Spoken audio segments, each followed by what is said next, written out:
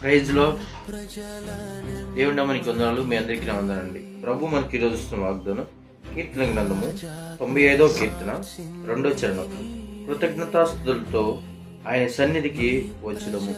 ప్రైజ్లో ఈరోజు కీర్తనకారుడు మన ధైర్యపరుస్తున్న మాట ఏంటంటే, దేవుని సన్నిధికి ఏ విధంగా రావాలి, దేవుని సన్నిధిని ఎలా ఆశ్రయించాలి అని కీర్తనకారుడు అడిగితే, కృతజ్ఞతాస్తులతో ఆయన సన్నిధికి మనం రావాలంట.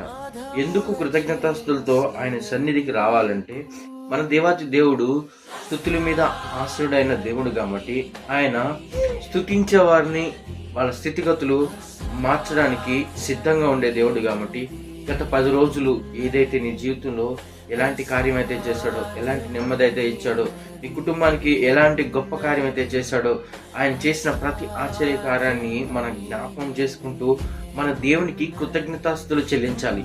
దేవుని సన్నిధికి వచ్చి ఏదో ఉట్టిగే అలా కూర్చొని ఏదో విన్నాము, ఏదో వెళ్ళాము, ఏదో ఈరోజు రావాలి కదా అనే వారంగా కాకుండా, కృతజ్ఞతాస్తుతులతో ఆయన సన్నిధిలో సంతోషంతో ఆనందంతో మనం ఎప్పుడైతే ఆయన సన్నిధులతో గడుపుతామో, ఆయన ఏం చేస్తాడంటే, నువ్వు చేసే కృతజ్ఞతాస్తుతి, ఆ స్తుతి నీ స్థితిని, నీ పరిస్థితిని ప్రతి విషయంలో మారుస్తుంది. కాబట్టి నువ్వు దేవుని సన్నిధికి వెళ్ళావంటే ఖచ్చితంగా మంచి ఆశీర్వాదాన్ని పొందుకునే వారిగా వెళ్ళాలి. ఎందుకంటే నువ్వు ఆరాధించడానికి ఆరాధన యోగ్యుడైన దేవుడిని ఆరాధిస్తున్నావు కాబట్టి, ఆ దేవుని దగ్గరికి వచ్చినప్పుడు ఆయన చేసిన ప్రతి ఉపకారం జ్ఞాపకం చేసుకొని నువ్వు చేసినట్లయితే దేవుడు గొప్ప కార్యం చేయను గాక.